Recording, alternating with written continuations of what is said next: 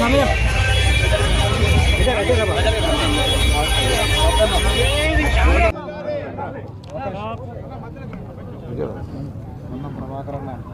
Parliament మొదటి దశ ఎన్నికలు పూర్తి కాగానే నరేంద్ర మోడీ గారికి భయం పట్టుకొని ఒక 10 సంవత్సరాలు ప్రధానమంత్రి చేసిన వ్యక్తి భారతదేశానికి ఏం చెప్పిండో ఏం చేసిండో చెప్పుకోలేని పరిస్థితుల్లో ఆయన ఈరోజు మాట్లాడుతున్న మాటలు చూస్తే ఈ దేశం సిగ్గుపడేటువంటి పరిస్థితులు ఉంది.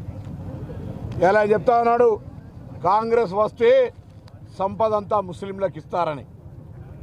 నేను అడుగుతా ఉన్నా, ఒకవేళ కాంగ్రెస్ సంపద ముస్లింలకు ఇస్తే 80% హిందువులుగా ఉన్న ఈ దేశంలో 10 సంవత్సరాల ప్రధానమంత్రి ఏ హిందువుల కొరకు ఏ నిర్ణయం తీసుకొని ఏం లాభం చేసినో చెప్పు నాయన అని అడుగుతూ ఉన్నాం.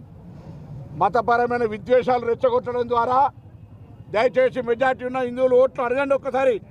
ఈరోజు ఒక ప్రధానమంత్రి స్థాయిలో ఉన్న వ్యక్తి దేశ ప్రజలకు సంబంధించిన సంపద దేశ ప్రజలకు సంపాదించి పెట్టకుండా, దేశ ప్రజలకు ఉపయోగించకుండా ఆయన సంపద అంతా ఆదాని అంబానీలకు తప్ప ఎవరికి ఇద్దు అనేటువంటి ఒక ఆలోచనతో ఉన్నాడు. ఇలా మేము అడుగుతున్నాం, ఈ 10 సంవత్సరాల ఈ దేశంలో ఉన్న ఈ యొక్క పెద్ద భారతదేశ సంపదను ఆదాని అంబానీకి తప్ప ఎవరికైనా పేదవాడికి ఇచ్చినవా అని అడుగుతా ఉన్నాం.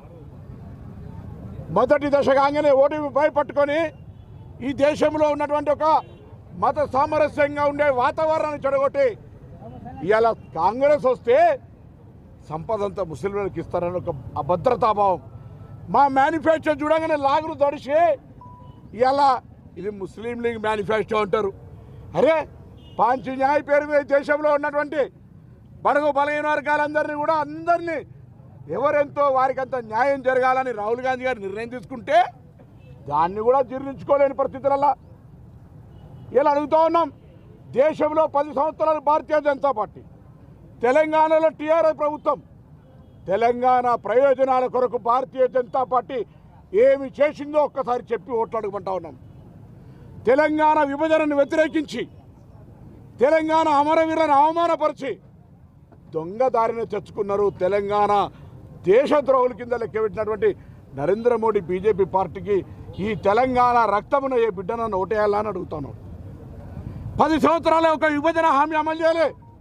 7 మండలాలతో పాటుగా సీలేరు ప్రాజెక్టును ఆర్డినెన్స్ ద్వారా ఎత్తుకపోయిన మీరు తెలంగాణ ద్రోహులు. ఇలా అడుగుతా ఉన్నాం. ఇలా వారికి ప్రాతినిధ్యం వహిస్తున్నటువంటి స్థానిక పార్లమెంటు సభ్యుడు అసలు నిన్న అధ్యక్ష పదవి అవినీతి ఆరోపణతో తీసేసిరా లేదో ఒక్కసారి చెప్పమని అడుగుతాను. ఈ 5 సంవత్సరాల కాలం లోపల కరీంనగర్ పార్లమెంట్ నియోజకవర్గంకు ఒక్క పని ప్రజలకు ఉపయోగపడేటువంటిది బాత్రూంలు కట్టినమా, అక్షింతలు వంచినమా, ఈజీఎస్ కార్యక్రమం తెచ్చినమా కాదు. ప్రజలకు చిరస్థాయిగా ఉండే ఒక విద్యా సంస్థ, ఒక వైద్య సంస్థ, ఉపాధి కలిగే ఒక పరిశ్రమ తీసుకురాగలను అని అడుగుతా ఉన్నాం. అవేం లేకుండా ఎక్కడికి వెళ్ళినా రాముని పేరు మీద ఫోటోలు పెట్టి రామునికి సంబంధించిన ఓట్లు అడుగుతూ మళ్ళీ ఉల్టా కోత్వాల్ చోరు అన్నట్టుగా మేము రాముని ఎక్కడ అడుగుతూనే ఉంటారు. అసలు నీకు మానవత్వం లేదు. మానవత్వం కూడా ఈ దేశంలో ఉన్నటువంటి ప్రతి బిడ్డ తల్లికి గౌరవం ఇస్తే, ఎవరైనా బిడ్డ పుడితే ఆ తల్లికి ఆ నర్సు పోయి చెప్తేనే ఆ బిడ్డ పుట్టినని చెప్పేటువంటి అవివేకి ఇలా నీ భారతీయ జనతా పార్టీలో అసలు సీనియర్లు అనేటువంటి ఎవరైనా భారతీయ జనతా పార్టీలో వాళ్ళెంట ఉన్నారా? ఇలా కాంగ్రెస్ టీం ఇదంతా. కాంగ్రెస్ ప్రతి కార్యకర్త, ప్రతి శాసనసభ నాయకుడు, మాజీ శాసనసభ్యులు, పొడి చేసిన అభ్యర్థులు, పార్టీ ఆర్గనైజేషన్ అంతా మేము కలిసి ఉంటే మేము విద్యార్థుల దశ లోపల ఉన్నటి గుజ్జల రామకృష్ణ గారు ఇక్కడ, సుగుణాకర్ రావు గారు ఇక్కడ, విద్యాసాగర్ రావు గారు ఇక్కడ, మురళీధర్ రావు గారు ఇక్కడ, మెరుగు హనుమంత్ ఇక్కడ, ప్రతాప రామకృష్ణ ఇక్కడ, వచ్చిన ఎవరు కొంతమంది నీ పక్కన మురిగి బయట జిల్లాలలో తీసుకొచ్చి ఏదో మాట్లాడిపిస్తా ఉన్నావు. అసలు ఈ జిల్లాకు నేను అడుగుతాను, అంత పెద్ద భక్తుడు అనుకుంటున్నావు కదా. నేను వారానికి 2 రోజులు తిరుపతి రైలు తెచ్చిన, నాకు చేతనై. ఎందుకు దాన్ని రోజు చేయలేకపోయాను? నేను సిరిసిల్లకు కరీంనగర్ కేంద్ర విద్యాలయం తెచ్చిన, హుజరాబాద్ జమ్మికుంటకు ఎందుకు తేలేకపోయాను? నీ ప్రభుత్వమే కదా. ఇక్కడ యూనివర్సిటీ తెచ్చినామన్నాడు, అందులో ఎందుకు ఇంజనీరింగ్ కాలేజ్ దగ్గపోయినావు? ఇవాళ వస్త్ర పరిశ్రమ గురించి మాట్లాడుతూ ఉన్నాడు ముసలి కన్నీరు. అసలు 5 ఏళ్ళు ఎంపీగా ఉండి ఈ దేశంలో వస్త్రానికి పన్నేస్తే దాన్ని వ్యతిరేకించలేని దద్దమ్మను ఇలా మాట్లాడుతూ ఉన్నారు. ఇక మనం ఆయన గురించి ఎంత మాట్లాడుతుందో తప్పు. ప్రభుత్వం తరఫున తీసుకున్న లీజ్ దావటల్లా పైసలతోటి ఓట్లు కొనుక్కోవాలనుకుని 6 కోట్ల రూపాయలు దొరికినటువంటి వ్యక్తి, పార్లమెంట్ సభ్యుడు, 5 ఏళ్ళు ప్రణాళికా బోర్డు చైర్మన్, స్థానికేతరులు. నేను అడుగుతున్నా, మీరేం చేశారు వినోద్రావు గారి నియోజకవర్గానికి? మీకు ఎందుకు కొట్టాలి ఈ ప్రజలు? మీ టీఆర్ఎస్ కార్యకర్తలైనా కనీసం జడిపి స్థాయి దాకా గుర్తుపడతావా? నువ్వు వాళ్ళతోనైనా కనీసం షేక్ హ్యాండ్ ఇచ్చినావా? ఒక నియంతలాగా వ్యవహారం చేసిన మీరు ఎలా ఈ నియోజకవర్గ ప్రజలు ఓట్లు ఎట్లా అడుగుతారని అడుగుతాను.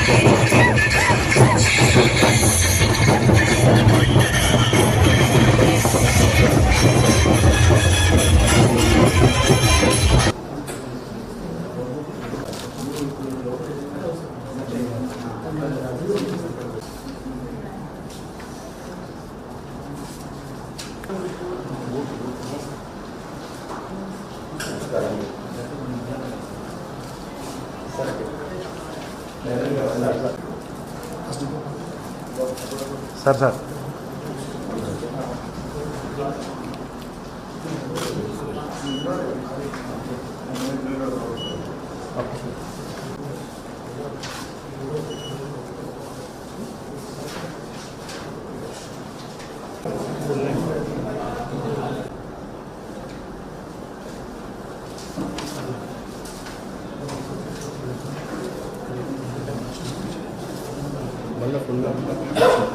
block it.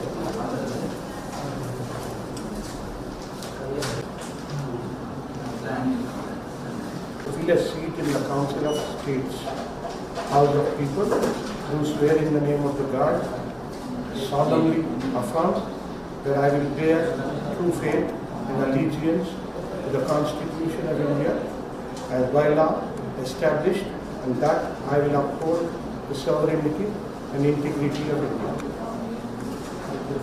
Beloved also. Thank you.